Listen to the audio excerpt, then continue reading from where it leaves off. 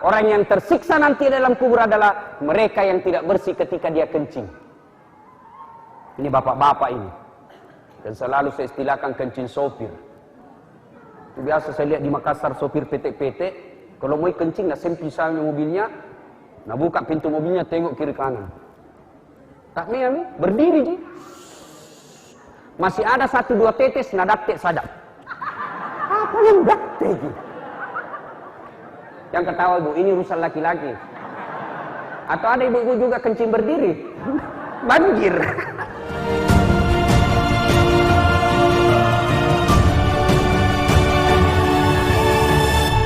Assalamualaikum warahmatullahi wabarakatuh.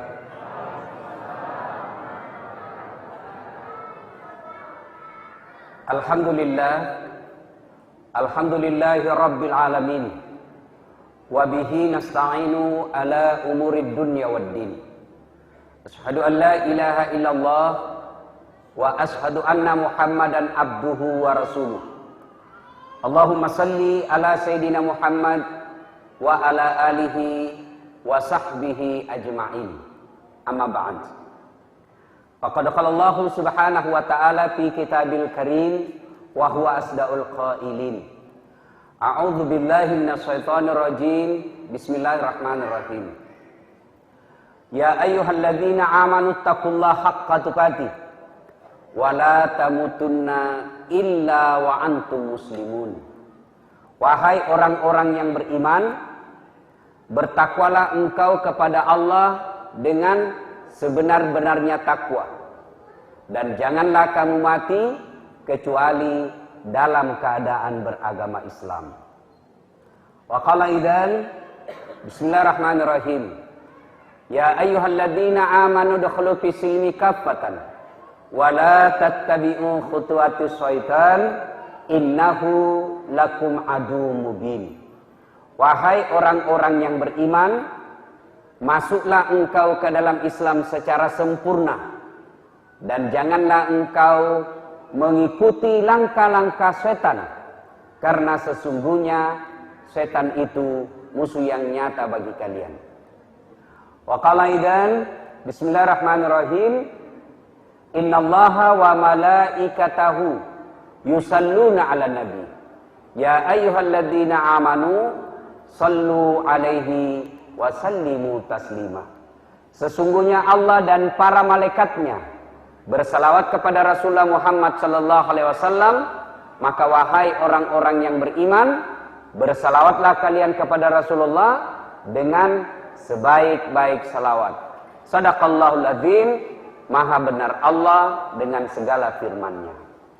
Ibu bapak, saudara-saudara sekalian, teristimewa takmir masjid, pengurus masjid yang kita hormati, Bapak Haji Ilham beserta keluarga yang kita hormati, terkhusus yang kita hormati juga Bapak Haji Sukriansa S. Latif yang ada di tengah-tengah kita.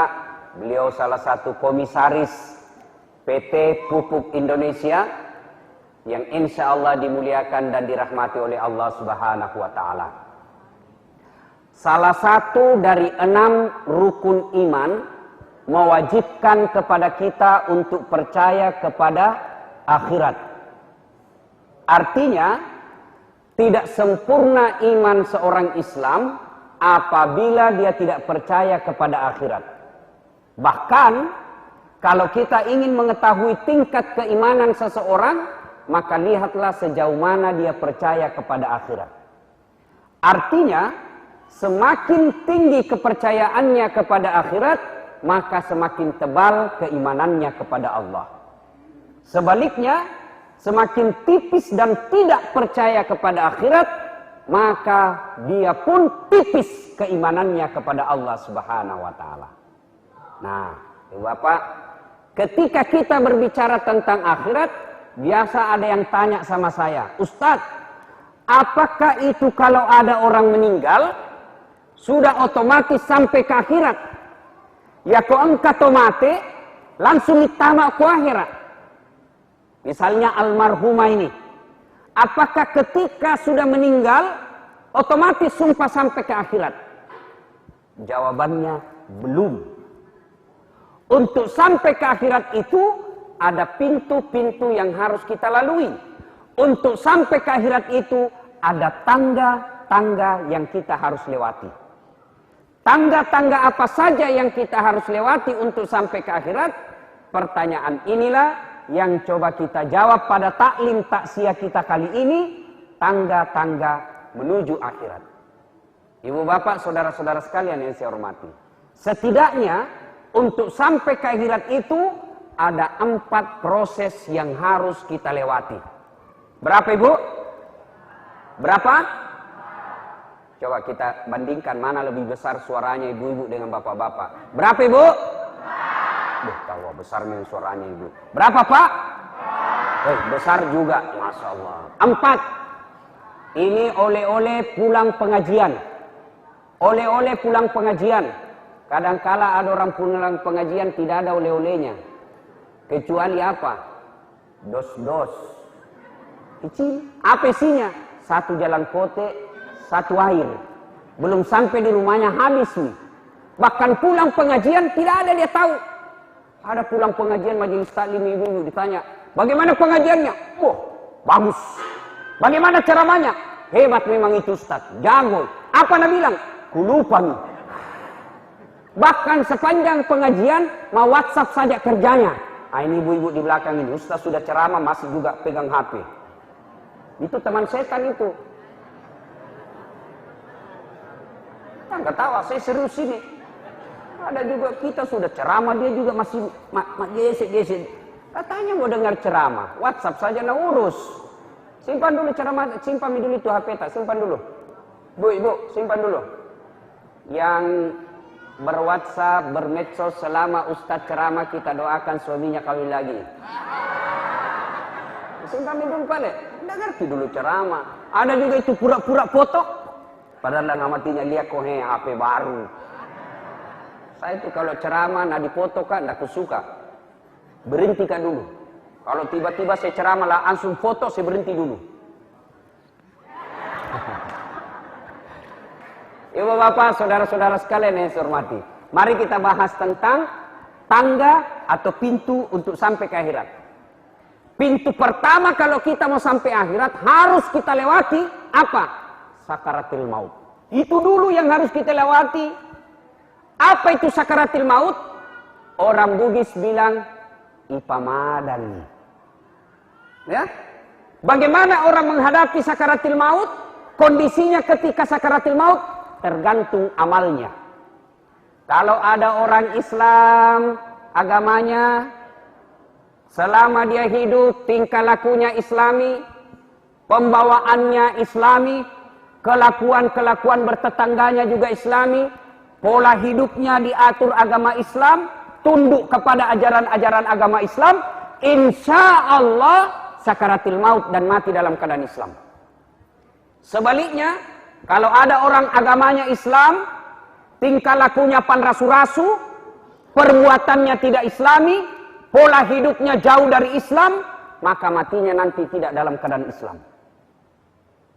Kalau ada orang waktu hidup agamanya Islam, pagi-pagi mendomeng, duhur lama sih, pergi lagi mendomeng, asar ciki, bagi sih, maghrib itu juga nak kerja, selesai isya pergi lagi mendomeng.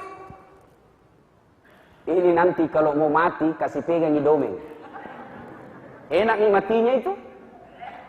Kalau ada ibu-ibu pagi-pagi gosip, tengah hari cek and recheck, sore lagi kabar-kabari, mau maghrib silet, tiada kabar yang tidak kami kabari, karena kami adalah kabar-kabari, mengupas setajam silet. Nah ini nanti ibu-ibu kalau mau mati, kasih pegang, kasih dengar berita gosip, enak matinya itu. Tergantung alat kebiasaannya.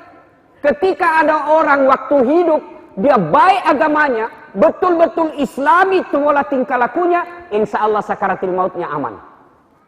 Bu, saya ini kerjaku penceramah. Biasanya kalau ada orang sakaratul maut, orang mau mati, ustaz dipanggil. Makanya ibu jangan dipandang enteng itu ustaz. Kadang ibu-ibu itu matrek dulu, nah pandang enteng itu ustaz. Nah bilang sama temannya, jangan kau bergaul sama itu ustaz. Kenapa? Barasan jiji nak tahu. Cantik begitu bu. Kalau mau mati orang siapa dipanggil bu? Siapa dipanggil? Pak Camat, punah upah. Tim sukses di waktu pilgub, tim sukses di waktu pilkada, mau mati, datang itu yang kita bantu. Apalagi kalau terpilih nih, nama Leni. Siapa yang kita panggil? Siapa? Ustaz. Nah biasanya yang saya lihat, pengalaman saya melihat orang sakaratil maut, macam-macam modelnya. Tergantung amalnya.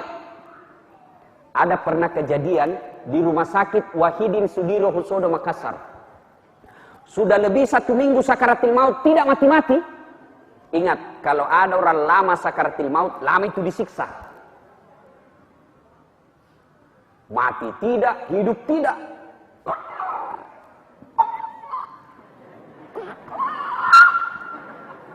Saya kasihan.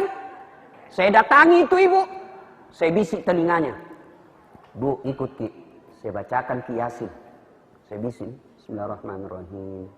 Yasin. Bangun Ki Bu. Nah lempar ke air. Air gelas. Pindah kok. Jangan mengaji di sini. Panas telingaku. Barusan saudara saya ngajikan panas telinganya. Gulan lagi. Bismillahirrahmanirrahim. Nah lempar ke lagi. Basah bajuku. Saya sadar. Ini ada pasti hikmahnya. Ini peringatan dari Allah. Saya tinggalkan. Sebelum saya keluar ruangan, saya tanya ibu anaknya, Bu, pintar ji mengaji itu mama tak? Nah bilang, itu nih kodong mamaku Ustaz.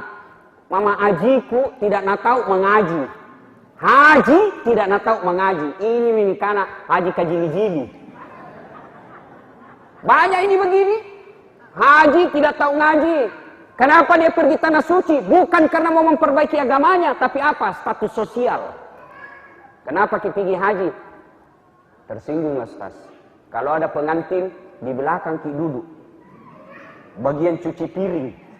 Kalau haji ki Ustaz, yolo ki Bu haji. Ini tosi sebagai, ini haji begini, ini nanti hati-hati. Pergi tanah suci karena status sosial. Sakaratil maut tidak bisa. Kenapa? Karena memang waktu hidup tidak tahu ngaji. Ada lagi orang Bu, sakaratil maut. Saya baru bisik, Bismillahirrahmanirrahim. Yasin. Langsung dilanjutkan. Ya ikuti sampai ayat 83. Kemudian dia tenang-tenang meninggal. Dua yang saya lihat kisah nyata ini. Ada yang tidak bisa ngaji, ada yang masih dibisik, langsung dia selesaikan. Dua hal yang berbeda menunjukkan kebenaran pepatah yang mengatakan Allah bisa karena biasa. Kalau terbiasa hidupnya Islami, terbiasa dia selalu zikir, terbiasa dekat dengan Allah ketika sehat, maka insya Allah sakaratil mautnya pun dekat dengan Allah. Tapi kalau waktu sehat tidak dekat Allah, maka biar dibisik tetap tidak bisa syahadat. Ibu-ibu mau mati dalam keadaan Islam? Mau mati dalam keadaan Islam? Mau. Ini resepnya. Kalau mau kisah sakaratil maut tenang, satu, jangan biasakan makan barang haram. Jangan biasakan makan barang haram. Ini penting kita mati dalam keadaan Islam. Karena belum tentu kita bisa mati dalam keadaan Islam. Itu hampir setiap Jumat, khatib ngomong dan bacakan itu ayat. Ini tadi saya bacakan awal ceramah saya. Ya ayyuhalladzina amanu taqullaha haqqa tuqatih. Wahai orang-orang yang beriman, bertakwalah kalian kepada Allah dengan sebenar-benarnya takwa. Wala tamutunna, dan janganlah kamu mati. Ajak lalu kasihmu mati. Jangan sekali-kali kamu mati. Illa kecuali wa antum muslimun, dalam keadaan beragama Islam. Ayat ini Allah sampaikan kepada kita melalui khatib dan mimbar Jumat. Kenapa? Allah seolah-olah ingin mengingatkan kepada kita, dasat, kau lahir dalam keadaan Islam, kau dihitan dengan agama Islam, Kau nikah dengan agama Islam, tapi belum tentu kamu bisa mati dalam keadaan Islam. Ini berarti Ustaz, adakah orang Islam matinya dalam keadaan kafir? Ada. Contoh gini ya, contoh. Contoh jangan kita tersinggung nah. Pedagang. Ada pedagang di sini? Banyak. Dengar Ki. Jual sarung. Berapa harganya sarungmu? 100.000. Mahalnya. Nggak beli? Itu lagi nak modal itu kasih kok. Karena sama-sama ke orang pangke. 100 walek kok. Kalau bukan ke orang pangket 150. Modal ini ku kasih kok. Dia bilang modal padahal ada untung. Nipu pembeli. Haram. Wa ahallallahu bai'a wa harrama riba. Allah halalkan jual beli, Allah haramkan riba. Mana riba? Menipu pembeli. Akhirnya dia beli itu tadi 100.000. Padahal sudah ada untung, dia bilang modal 10.000 di situ untungnya. Dia bilang modal 10.000 itu haram karena kita menipu. Tuh, hati-hati. Apalagi contoh gini ya, contoh. Penjual bensin. Ada penjual bensin pinggir jalan sini? Ada tong? Nah tulis bensin murni. Padahal nak campur minyak tanah. Begitu dikomplain, nah bilang pembeli, kenapa kau bilang bensin murni? Nah ada pada campurannya ini. Kau bilang bensin murni. Nah bilang, jangan kau salah. Istriku namanya Murni, jadi kutulis bensin murni. Coba, manusia boleh ditipu, tapi Allah tidak bisa ditipu. Hati-hati pedagang. Pedagang ikan. Ada? Baru balemu. Baru. Belum pernah nak sentuh es. Padahal sudah 2 hari. Nipu pembeli. Ibu mungkin dapat untung, tapi untung itu riba karena nipu pembeli. Mana lagi? Anak muda. Ada anak muda di sini? Ada? Anak muda. Saweran. Ayo. 5.000 pertama. 10.000. 30.000. Cukup 50.000. Nah bilang apa dibeli? Jamu ke vodka. Mahal. Udah cukup dibagi-bagi. Apa? Lem pox. Campur lem tikus. La ilaha illallah. Anak muda sekarang tidak tahu tambah pintar atau tambah beleng. Masa lem tikus dia pergi isap? Nah tambah lem pox. Minum ballo, naik motor. Bayangkan Pak, kalau orang mabuk naik motor, orang mabuk setengah, ini yang panrasu-rasu ini. Mabuk setengah, nah ambil motornya. Pergi jalan raya, mabuk setengah naik motor. Dia listrik nak kira aspal. Pak, mati. Mati kafir kok. Kenapa? Ada khamar dalam perutmu. Makanya saya bilang sama anak-anak mahasiswa saya, silahkan jadi anak gaul. Silahkan jadi anak ben-ben. Silahkan jadi anak apa saja. Anak ben-ben, anak gondrong-gondrong, anak skater, anak futsal, anak musik-musik. Silahkan. Tapi jangan kau dekati namanya minuman keras. Satu-satunya minuman keras. Misalnya yang tidak boleh. Vodka, whisky, Jenever, Donald, topi miring, balo AC. Kenapa kau tahu? Kamu membaca kak?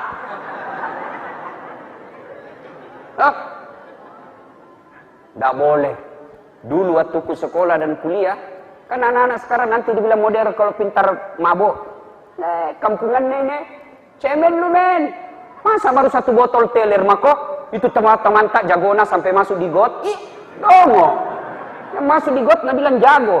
Dulu waktu saya sekolah SMA, nak panggil temanku, ayo pergi. Saya bilang, enggak. Langsung dia, kampungan. Aku bilang, biar nih daripada kau, enggak ada kampungmu.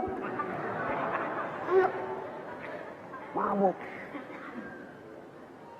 Khamar. Innamal khamru. Sesungguhnya khamar. Rijsun. Bapak moyangnya dosa. Min amali syaitan. Perbuatan syaitan. Jauhi agar kamu termasuk orang-orang yang beruntung. Jadi itu adik-adik. Silakan kita jadi gaul. Tapi jangan dekati minuman keras. Satu-satunya minuman keras yang halal. Es batu. Nah, es batu besok nih. Ya, tapi kalau anak muda minum khamar, orang masih bilang, iya mencari jati diri. Anak muda, tapi ada tong kuliah tua mi. Ada mi anaknya masih tong. Ilaha illallah. Orang yang ada khamar dalam perutnya, mati dalam keadaan kafir. Termasuk koruptor, pemborong. Pemborong. Pernah dengar ceritanya pemborong di akhirat? Pernah? Itu di akhirat, penghuni sorga sama penghuni neraka baku seneski. Cerita warung kopi gini. Nah bilang penghuni sorga, weh Cikali, bagaimana kabarmu di neraka? Nah bilang, enggak ada enaknya, dibelender terus orang di sini. Enggak ada jam istirahat, icelaki materu. Oh, kalian bagaimana di situ? Nah bilang, enaknya ini di sorga. Baru dibayangkan ada di depan tak, satu laki-laki 7 bidadari. Nah bilang ini penghuni neraka, bolehkah kami jalan-jalan ke situ? Nah bilang, boleh di sini mako. Bagaimana caranya? Nah bilang begini, kau bikin jembatan dari neraka, kami juga bikin jembatan dari surga, kita ketemu di tengah. Baiklah, lelang proyek. Keluar pemenang tender. Waktu pekerjaan 3 hari. Pertemuan dari surga bangun jembatan, dari neraka bangun jembatan, ketemu di tengah. 3 hari masa pekerjaan. Hari pertama, proyek dari neraka sudah mulai. Hari kedua, 70% sudah tuntas. Hari ketiga, selesai tepat waktu. Sementara proyek dari surga belum mulai-mulai. Nah bilang yang dari neraka, kita sudah sampai di tengah ini. Ya, proyeknya belum mulai. Dia teriaklah ini dari neraka, woi, kami ini sudah sampai di tengah. Kenapa kau belum mulai proyeknya? Apa dia bilang dari surga? Bagaimana mau dimulai proyek? Pemborong, kontraktor, pengawas, panitia, ada semua di situ.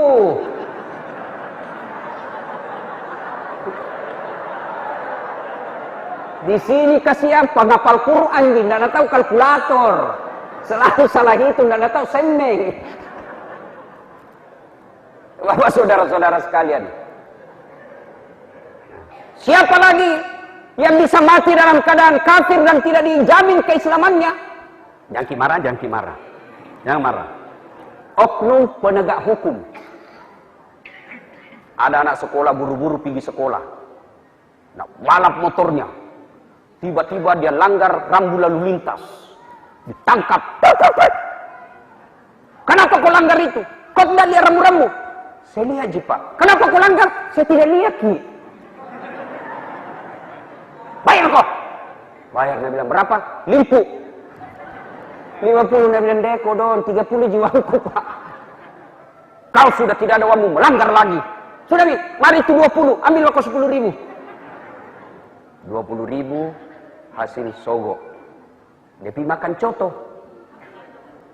Pas makan coto keluar disambar sama mobil. Keluar, mati dalam keadaan kafir. Kenapa? Ada barang haram dalam perutnya. Nauzubillah min dzalik. Maka ibu bapak saudara-saudara sekalian, itulah hikmahnya kenapa Allah selalu ingatkan kita di Jumat melalui khutbah Jumat. Jangan sekali-kali kamu mati kecuali dalam keadaan Islam. Nah, oleh karena itu kita harus berusaha matinya dalam keadaan Islam. Bagaimana caranya, Ustaz? Satu, supaya kita bisa mati dalam keadaan Islam, banyak-banyak berdoa. Ya Allah biha, ya Allah biha, ya Allah bihusnul khatimah, ya Allah biha, ya Allah biha, ya Allah bihusnul khatimah. Ya Allah berikan saya kemampuan, kesanggupan matinya dalam keadaan husnul khatimah. Tapi kita minta doa. Maka bapak-bapak ini yang sudah tua-tua, yang sudah pensiun, sudah putih rambutnya, sudah mi jangan lagi minta ya Allah tambahkan jodohku. Sudah mi tua maki, lobek maki, ya. Apa paling kita minta ya Allah berikanlah kesanggupan saya mati dalam keadaan Islam. Sempurnakan saya menghadapi sakaratul maut. Ada doa dalam buku tahlil. Itu ibu majelis taklim biasanya hafal ini. Ada buku tahlil di belakangnya ibu. Biasa ibu lihat. Ada judulnya doa selamat. Itu kan? Ada dalam doa selamat itu yang berkaitan dengan sakaratul maut. Taubatan qablal maut. Warahmatan indal maut. Wa maghfiratan ba'dal maut. Allahumma hawwin alaina fi sakaratil maut. Ya Allah, berikanlah saya kesempatan bertaubat sebelum mati. Rahmati ketika dicabut nyawaku. dan ampunilah saya setelah mati. Nah, itu kita baca-baca itu. Ibu bapak, bu, ale bu, selesai ki sholat, duduk ki sejenak, itu nih kita doa. Taubatan qablal maut, wa rahmatan indal maut, wa maghfiratan ba'dal maut. Allahumma hawwin alaina fi sakaratil maut. Ustaz, tidak kuhafal itu Ustaz. Jangan lagi bahasa Arab. Karena berdoa itu tidak harus bahasa Arab. Nanti ini bahasa Arab, tidak tahu cara mengucapkannya, bisa jadi salah. Atau bisa jadi apa yang kita baca tidak tahu artinya. Setengah mati ini berdoa. Nah, bilang malaikat, ibu apa maksudmu itu? Kau mau minta selamat sakaratil maut, nah kau minta hujan. Kenapa? Dia tidak tahu apa yang dibaca. Maka berdoa tidak harus bahasa Arab. Doa itu kalau bahasa Bugisnya mapaletu, bahasa anak gaulnya curhat. Minta maki. Ya Allah, Kau Maha tahu. Saya tidak tahu berdoa dalam bahasa Arab. Ya Allah, saya hanya ingin selamatkanlah saya ketika sakaratul maut ya Allah. Ringankan ketika Engkau cabut nyawaku dan ampunilah segala dosa-dosaku dan berikan kesanggupan bagiku untuk sakaratul maut dalam keadaan Islam. Itu nih. 5 kali kita sholat, 5 kali kita minta dalam sujud kita, masa Allah tidak kabulkan? Padahal Allah sudah janji, ud'uni astajib lakum. Minta kau kepadaku, pasti saya kabulkan. Sudah. Yang kedua, supaya bisa kita mati dalam keadaan Islam, mulai sekarang lazimkan setiap saat kita tahlil, tahmid dan tasbih. Bagaimana caranya Ustaz? Duduk maki. La ilaha illallah, la ilaha illallah. Ya. Kita perjalanan dari sini ke Makassar, bukan kita yang bawa mobil, ada sopir yang bawa ki karena naik angkot ki. Ya sudah, daripada kita menghayal kiri kanan membayangkan WhatsApp yang membuat kita bisa dosa, lebih kita duduk sepanjang jalan. La ilaha illallah, la ilaha illallah. Itu nih kita baca-baca. Perbanyak itu. Karena Rasulullah menjelaskan, man qama la ilaha illallah ila akhiril hayata dakhalal jannah. Siapa yang mengucapkan la ilaha illallah, penghujung hidupnya pasti masuk surga. Begitu sakaratil maut kita ucapkan la ilaha illallah, pasti masuk surga itu. Pernah kan ceramah begini langsung bilang mahasiswaku, gampang gitu Pak Ustaz. Maksudmu mau pakai mati baru ke besok, bisa 100 kali bisa aja. Oh, memangnya kalau orang sakaratil maut akal bicara, itu menurut akalmu. Kalau orang sakaratil maut ibu, bukan akal bicara tapi amal. Pernah lihat orang nikah?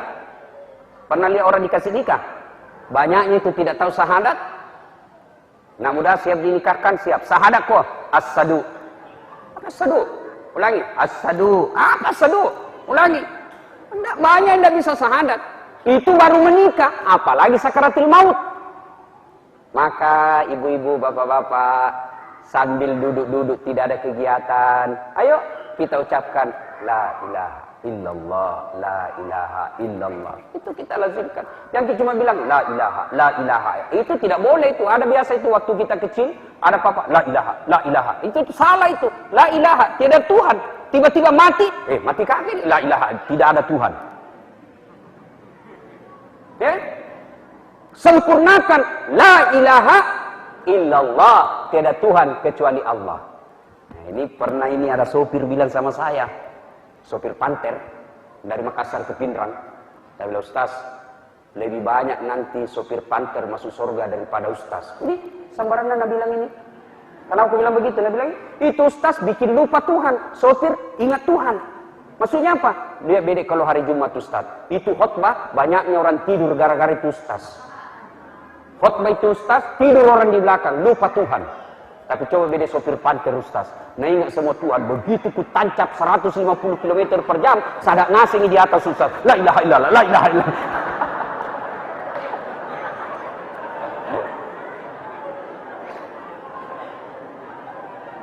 Ya Bapak saudara-saudara sekalian. Dah. Nah, sekarang siapa gerangan orang yang sakaratil maut dengan menderita? Siapa gerangan orang yang paling susah menghadapi sakaratil maut?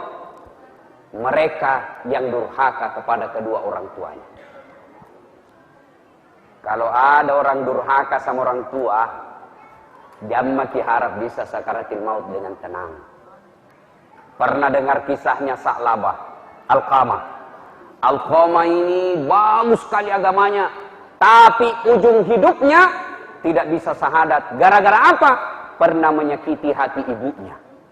Dituntul oleh Bilal, la ilaha illallah, tiada Tuhan selain Allah. Alqamah cuma mengucapkan, la, tidak ada. Didoakan oleh Nabi, tetap tidak bisa. Usut punya usut, ternyata pernah melakukan dosa. Apa dosanya? Pernah menyakiti hati ibunya. Lapor sama Nabi, Nabi lalu bersabda, wahai, tidak selama ini anak. Panggil ibunya. Bu, maafkan anaknya. Saya tidak mau ya Rasul. Maafkan, tidak mau ya Rasul. Kenapa? Lebih sayang istrinya dari saya. Akhirnya Nabi bilang, sudah kalau ibu tidak mau maafkan, lebih saya bakar api di dunia daripada api neraka. Itu api di dunia tidak ada artinya panasnya dibanding api neraka. Akhirnya Nabi bilang, kumpul kok kayu anak-anak. Sahabat-sahabat kumpul kayu. Kumpul menyala. Nabi bilang, angkat, bakar saja ini. Begitu mau dilempar, ibunya berteriak, ya Rasulullah, jangan kau bakar anakku.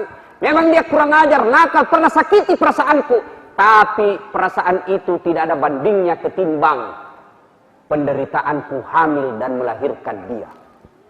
Itulah ibu. Jangan kasihan, biar nih, memang dia pernah sakiti kak. Tapi tidak ada artinya sakit hatiku itu dibanding sakitnya saya hamilkan dan lahirkan dia. Ibu-ibu tahu kan bagaimana sakitnya hamil? Iya bu. Alhamdulillah saya belum pernah rasakan. Tapi bapak-bapak kalau mau rasakan bagaimana sakitnya hamil, ambil batu. Jangan batu berat dulu. Apa? Kelapa mau. Dengan sabut-sabutnya kasih masuk di perut tak. Kemana-mana bawa. Bawa Maki. Karena itu ibu-ibu 9 bulan 10 hari dalam dibawa kemana-mana. Tidak ada ibu hamil begitu mau jalan. Dia bilang simpan dulu deh berat sekali. Itu hamil. Bagaimana pula kalau melahirkan? Pernah masih ingat waktu melahirkan ibu? Masih? Ada enggak ibu-ibu melahirkan senyum? Ada? Oh menderita semua itu ibu-ibu. Mengedek kok. Ibu-ibu. Dan herannya waktu melahirkan tobat mak, enggak mau lagi hamil. Terakhir ini pak, mak 5 bulan kemudian. Apaan sih? Nah, akhirnya apa? Ibunya bilang jangan kau bakar anakku, ku sayang kasihan anakku. Nabi tanya, betul? Betul ya Rasul. Akhirnya dengan izin Allah barulah Alqamah bisa mengucapkan la ilaha illallah. Nah, jadi ibu-ibu yang durhaka sama orang tua, pulang nanti ini minta maaf sama orang tua sebelum datang sakaratul maut. Ya. Baik sama orang tuaku Ustaz, alhamdulillah, tapi jangan lupa baik juga sama mertua. Biasanya itu ibu-ibu yang berdosa kemana? Ke mertuanya. Nah sayang ibunya, tapi tidak sayang bapaknya suaminya. Ada begitu di sini? Ada? Ada begitu cerita Pak? Ada? Ada? Sesama laki-laki saya ajar ki Pak. Jangan makin ceraikan ki, kasihan janda. Ini apa Ustaz? Tambah jadi 2. Biar dia tahu rasa. Ibu, ada itu ibu-ibu datang mertuanya, hari pertama masih bagus. Hari kedua tanya, kapan kita pulang? Hari ketiga mak galapok nih Pak, tutup pintu banting Pak. Mentang-mentang mertuanya hipertensi, sanging garam nak kasih sama mertuanya. Telur asin, masak lagi ikan asin. Nabi bilang mertuanya deh, mak mana kasih. Pulang mak besok, Nabi bilang pulang lalu ke Cilaka. Ini menantu seperti ini lebih ditambahi Pak, supaya dia tahu diri. Ibu bapak saudara-saudara sekalian, tidak ada keselamatan bagi mereka anak yang kurang ajar kepada orang tuanya. Alhamdulillah hari ini pelajaran buat kita. Ibu Haja almarhum Bayani meninggal, tapi alhamdulillah anak tidak melupakan. Ini salah satu cara berbuat baik kepada orang tua sebelum meninggal. Apa? Kumpulkan orang, dengar dakwah. Bayangkan, pulang ini misalnya sekitar 500 orang, lalu ada ilmu yang dia dapat, misal dia amalkan suatu ilmu yang kita dapat dari pengajian ini, insya Allah almarhumah mendapat pahala-pahala dari kiriman orang yang datang karena asbab anaknya yang mendatangkan untuk dakwah. Nah, ibu bapak, saudara-saudara sekalian, balik lagi tentang sakaratul maut. Nah, sudah berpisah jasad dengan roh, itulah kematian. Jadi kecabut mati mati. Nah, ketika ada orang meninggal, datanglah kita melayat. Tapi sayang 1000 sayang, saya melihat kita ini di Sulawesi Selatan datang melayat, masih banyak yang salah dalam melayat. Apa itu salahnya? Satu, ya, ada yang datang melayat bukannya datang berdoa, tapi apa? Datang cerita salah. Ada itu ibu-ibu, jenazah di depannya, datang orang melayat, mulai matanya mak gosip, bukan mulutnya, matanya. Nah, lihat dari pertama masuk, baru duduk orang. Nah, sudah mulai. Nah, kok di sampingnya apa? Dasar asik kudunya sama rohnya. Jadi iyo kayak umbul-umbul. Nah, sudah nih. Itu ada jenazah di depannya, datang cerita. Datang lagi yang satu, nah gosip. Apa? Gelannya palsu. Kenapa kau tahu? Nah, bilang itu ada hitam-hitam di tangannya. Nah, semua padahal ada datang melayat di situ. Ibu majelis taklim saya di Makassar saya ajarkan, kalau datang ki melayat, bawa ki surah Yasin minimal. Sampai di situ baca Yasin sama-sama. Tidak bisa Ustaz karena kita tidak tahu ngaji. Ya sudah, apa dibaca? Al-Fatihah sama Qul Huwallah. Baca sebanyak-banyaknya. Tidak bisa juga Ustaz, diam-diam ki. Diam-diam maki saja. Tidak bisa juga diam-diam, cepat maki pulang. Daripada kita tinggal datang bercerita saja. 2, kita datang melayat, apa? Tidak ada yang ikut sholat jenazah. Kita kalau datang, saya mohon maaf, terutama ibu-ibu, jarang sekali ada ibu-ibu pergi melayat sholat jenazah. Jarang itu. Makanya kalau ada ibu-ibu meninggal, jarang juga yang sholati. Kenapa? Karena kebiasaannya malah sholat jenazah. Maka orang yang datang pun ketika datang yang meninggal, jarang yang sholat jenazah. Kenapa? Ya, balasannya seperti itu. Makanya majelis taklim kalau datang kita melayat, ada memang wudhu tak? Sholat ki ikut sholat jenazah. Saya tidak tahu sholat jenazah Ustaz. Gampang, kursus kilat. Dengar ini, cara sholat jenazah. Tidak ada wudhu Ustaz. Boleh tidak wudhu. Sholat jenazah itu Imam Syafi'i mensyaratkan ada wudhu. Kalau imam mazhab yang lain, boleh tidak ada wudhu. Kenapa? Karena sholat jenazah sesungguhnya bukan sholat, hanya doa. Boleh maki. Ustaz tidak nak buat rumahnya, di teras ki, boleh. Ustaz tidak nak buat juga teras, di jalan, boleh sholat jenazah. Tapi jangan ke jalan raya.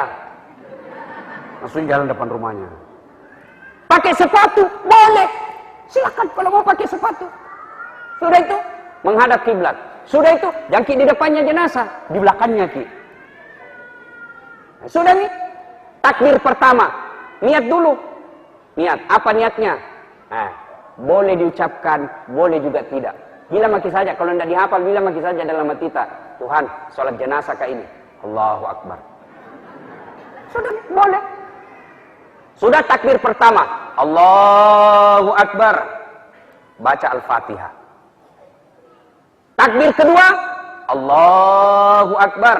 Baca salawat. Tahu jaki salawat? Nah, tahu jaki salawat ibu? Hah? Banyak yang tidak tahu ini. Ada mahasiswaku ujian skripsi, saya bilang, Dek, supaya berkah di ilmu saya kasih, kok salawat kok? Salawat kepada Muhammad. Ulangi, salawat kepada Muhammad. Salah kok.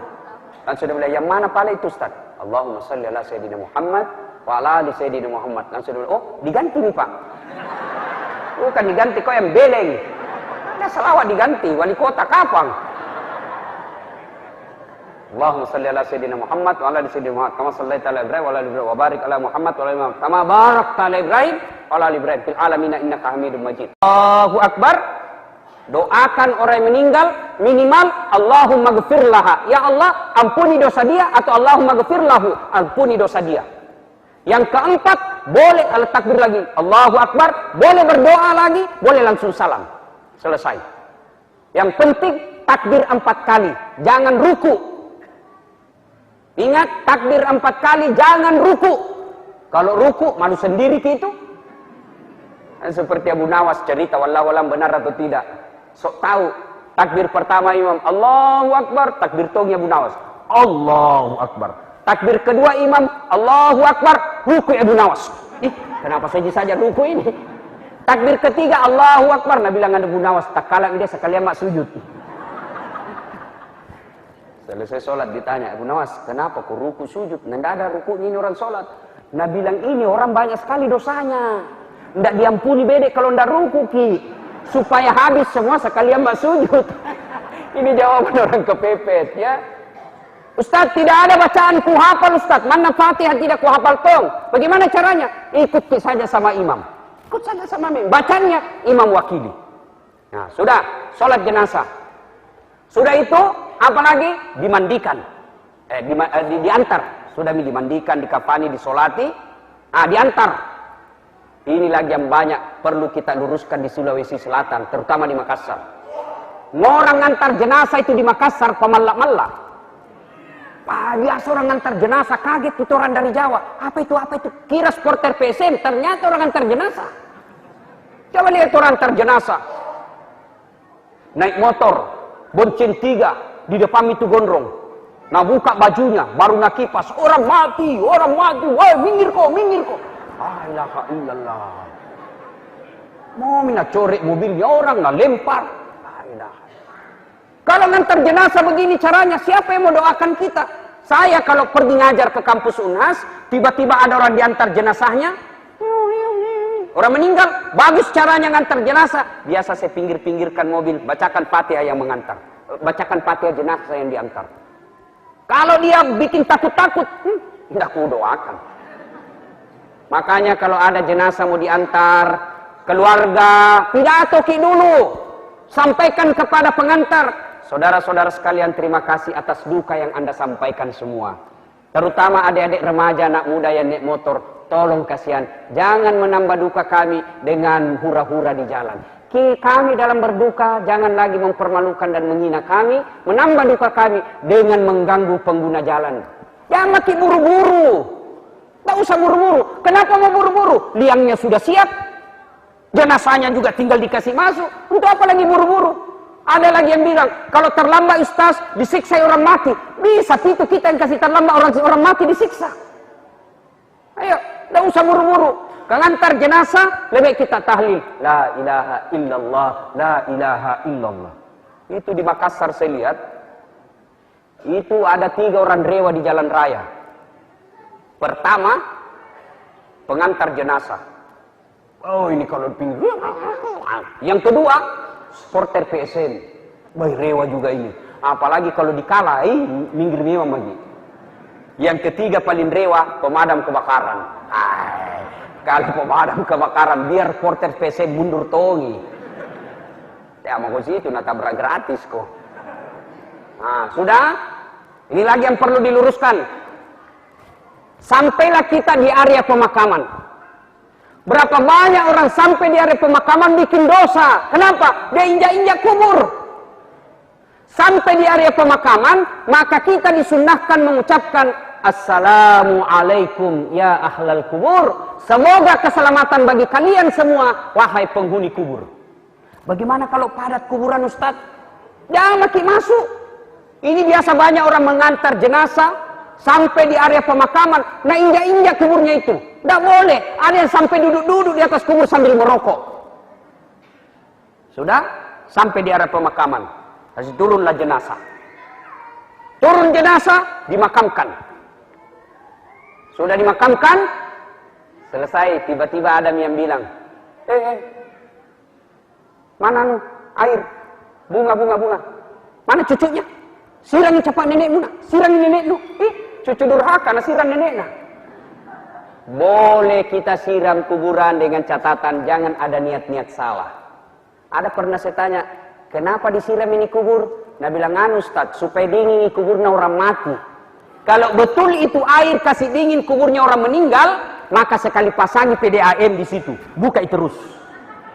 Tidak ada. Biar kita kasih banjir kalau orang durhaka, panas kok di dalam. Nah, sudah.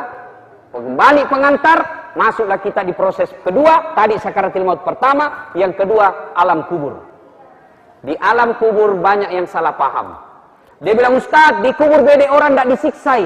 Di neraka pi bede. Siapa ngajar ki?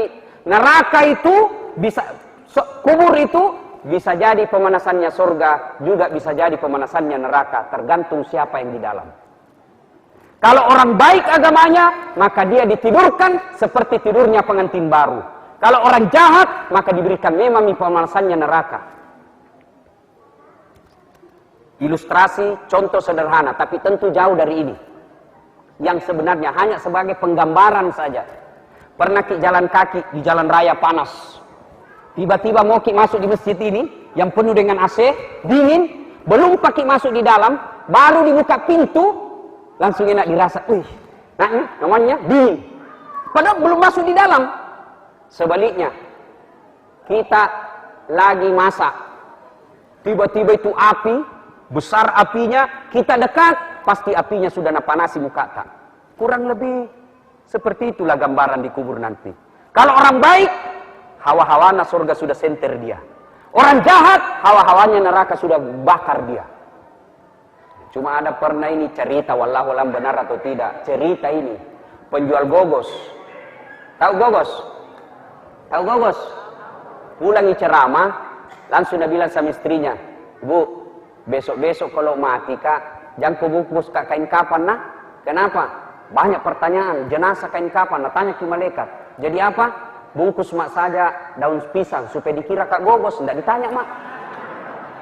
Akhirnya meninggal dibungkus betul. Daun pisang, bungkus daun pisang. Sudah tanam, pergi semua pengantar, datang malaikat. Langsung dia lihat, gogos, bagaki. Udah langsung ditanya, langsung dibakar. Motor lolos. Bapak saudara-saudara sekalian. Nah, kembalilah seluruh pengantar, maka datanglah malaikat. Datanglah malaikat. Maka begitu datang malaikat, pertama sekali yang ditanya kita ada 5 hal. Datang malaikat, pengantar sudah kembali, batumi malaikat. Ini orang meninggal, orang baik agamanya. Datang malaikat langsung ditanya, Marrabuka, siapa Tuhanmu? Karena dia baik solatnya, maka solatnya akan menjawab, Allahu Akbar. Nah bilang malaikat, jago nah. Barusan kuda apa ini? Ditanya lagi, Man nabiyuka, siapa nabimu? Salat menjawab lagi, Asyhadu Allah ilaha illallah wa asyhadu anna Muhammadar Rasulullah. Dan sudah bilang malaikat, tahu tambah jago, anak labakang ini. Akhirnya malaikat melapor kepada Allah, Ya Allah, ada hambamu saya tanya, Marrabbuka. Allahu Akbar. Oh itu, orang baik sembahyangnya itu. Bukan dia yang jawab, tapi solatnya. Karena dia baik solatnya, tidurkan dia untuk menunggu hari kiamat seperti nikmatnya tidur pengantin baru. Pernah kita rasakan tidur pengantin baru, Pak? Pernah? Enaknya itu di. Sampai-sampai ada yang selalu mau ulang. Itu kalau bagus agamanya. Tapi kalau tidak beres agamanya, tidak bagus solatnya, datang malaikat nak goyang memang palu-paluna. Dia bilang, Sallo mau kukutayan silaga. Kau itu jadi dulu cara kamu dulu. Ustaz saat ceramah kau mau WhatsApp jago. Ditunggu mah kau.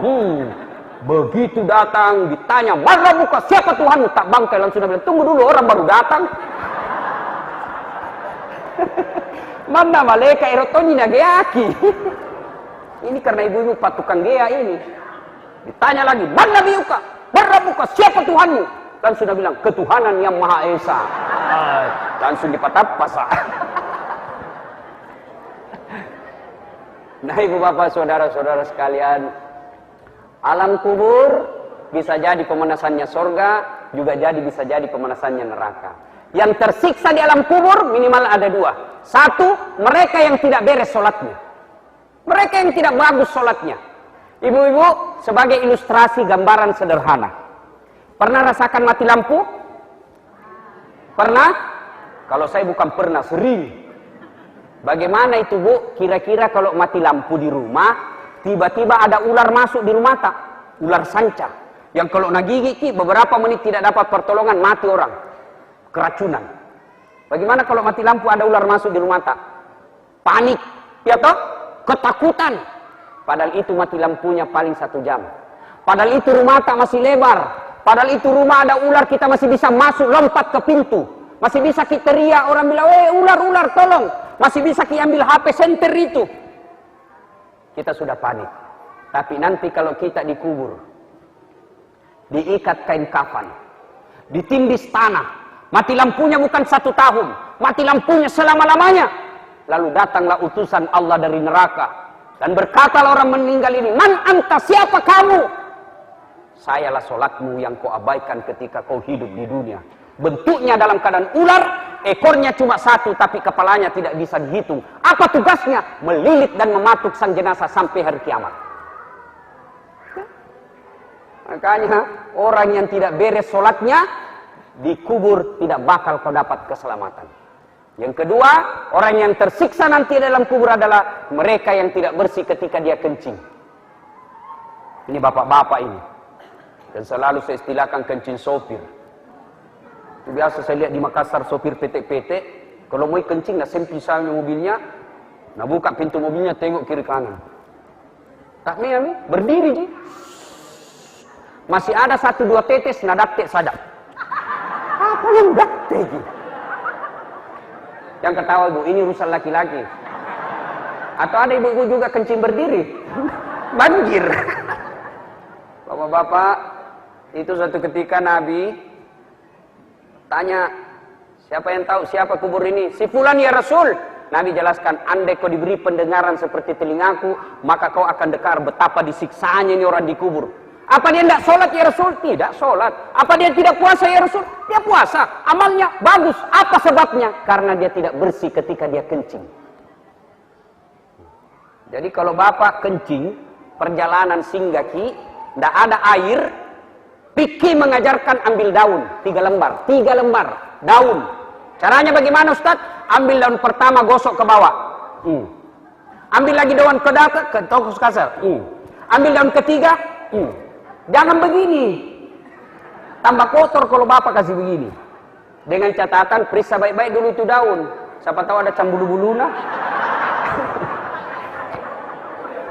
Tapi zaman modern sekarang, alhamdulillah tidak perlu lagi pakai daun, tapi ada namanya tisu. Begitu sampai di lokasi, dalam perjalanan sampai tujuan, masuk waktu sholat, kita dapat air, tetap wajib dicuci dulu pakai air. Tapi kalau tidak dapat lagi air, sudah tidak perlu dicuci, langsung tayamum sholat. Kalau tidak dapat air. Nah, ibu bapak, saudara-saudara sekalian, masuklah di kita dalam kubur. Setelah itu kiamat datang, maka kita dibangkitkan. Siapa manusia pertama yang dibangkitkan nanti? Rasulullah Muhammad SAW. Setelah itu bangkitlah seluruh manusia. Dan pada saat itu kata Nabi, muka kita sudah tidak seperti sekarang. Ada yang mukanya menjadi lebih gagah, ada lagi yang lebih hancur. Ada yang nanti mukanya seperti tikus. Siapa muka tikus? Mereka yang suka waktu di dunia sifatnya seperti tikus. Apa sifat tikus? Suka ngambil barangnya orang. Nah ini nanti koruptor, panga, pencuri, perampok. Nah itu nanti mukanya seperti tikus. Badannya manusia, mukanya tikus. Termasuk mereka yang bertetangga ngambil tanahnya orang. Nah itu nanti mukanya seperti tikus. Termasuk ibu-ibu kalau pergi pengantin, nah ambil piringnya orang. Banyak juga itu piring hilang kalau ada pengantin, muka-muka tikus. Siapa lagi? Ada lagi nanti yang mukanya seperti anjing. Siapa muka anjing? Mereka yang waktu hidup di dunia seperti anjing. Apa sifat anjing? Suka disogok. Nah, mereka yang suka sogok-sogok, masuk pegawai nyogok. Nah, itu nanti mukanya seperti anjing. Dia bilang, saya tidak nyogok Ustaz. Bukan juga saya disogok, tapi saya kasih ketemui. Pengurus. Nah, itu sama dia. Asariku pisarru sarri. Bersekutu dengan jahat, jahat pula hukumnya. Apalagi, ada lagi nanti yang mukanya seperti ular. Siapa muka ular? Yang suka mencari-cari muka. Nah, ini di kantor pejabat ini banyak. Siap bang, iya siap, siap. Iya bang, siap, siap, siap. Itu nanti cari muka, mukanya seperti ular. Penjilat-jilat. Dan macam-macam. Termasuk nanti di akhirat ada yang mukanya seperti kuda. Siapa yang muka kuda? Mereka yang suka mendahului imam ketika berjamaah. Banyak ini. Imam belum turun-turun, imam belum naik-naik nih. Kenapa? Nah bilang imam tua Ustaz 70 tahun umurnya, rematik nih. Jadi lambaki goyang. Allah.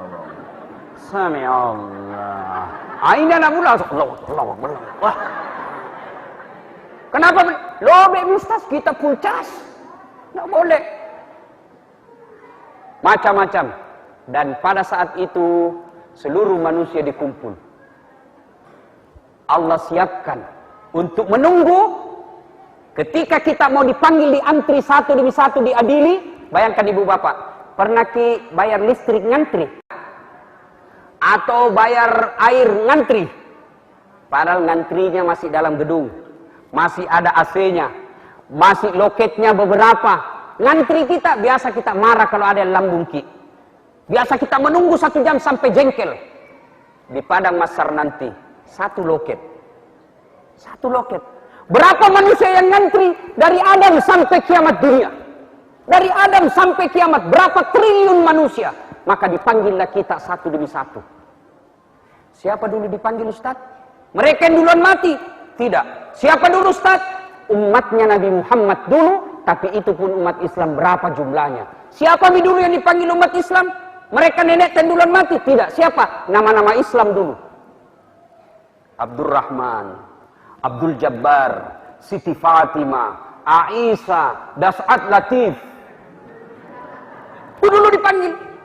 Tony, Joni, Rudi, Titi. Ayo, mau dari mana kok? Dipanggil tonje tapi lama. Makanya, kasih nama-nama yang baik anak tak. Panggil satu-satu. Dan ketika kita ngantri itu, Allah sediakan ruangan VIP. Sambil nunggu kita diadili, Allah sediakan ruangan VIP. Dingin, nyaman, ada bidadari yang mengawalnya. Ada 7 golongan orang yang dilindungi di tempat itu. Siapa mereka yang 7 golongan ini? Insya Allah, lain waktu dan kesempatan kita akan lanjutkan. Ibu bapak saudara-saudara sekalian, pada akhirnya kita simpulkan pembicaraan kita ini. Pertama, kullu nafsin sa'ikatil maut. Semua yang hidup pasti akan mati. Siapapun kita pasti akan mati. Karena kematian adalah sesuatu yang pasti. Tidak usah banyak kita ingat ceramahku siang ini. Cukup kita tanya diri kita masing-masing sebentar malam kalau mau tidur. Kematian adalah sesuatu yang pasti. Sudah siapkah kita menghadapi kematian itu? Apa bekal dalam menghadapi kematian? Sebaik-baik bekal adalah takwa dengan cara mendekati perintah-perintah Allah, melaksanakan perintah-perintah Allah dan menjauhi segala larangan-larangan Allah. Insya Allah kalau kita orang Islam baca 2 kalimat syahadat, diyakini sampai mati dan kita taat kepada Allah, menjauhi segala larangannya, insya Allah tadkhulul jannati bisalam. Silahkan masuk surga dengan selamat. Surga di dunia dan insya Allah surga di akhirat. Ibu bapak saudara-saudara sekalian, inilah tausiah kita pada taklim kita kali ini. Mudah-mudahan ada manfaat. Sebelum kita akhiri, mari kita kirimkan suratul Fatihah kepada Rasulullah Muhammad SAW. Khasiat dan keutamanya kita ikhlaskan untuk almarhumah Ibu Hajjah Bayani, Siti Bayani. Ila hadratin Nabi Mustafa Muhammad SAW, summa hususil ruhil almarhumah Siti Bayani. Al-Fatihah.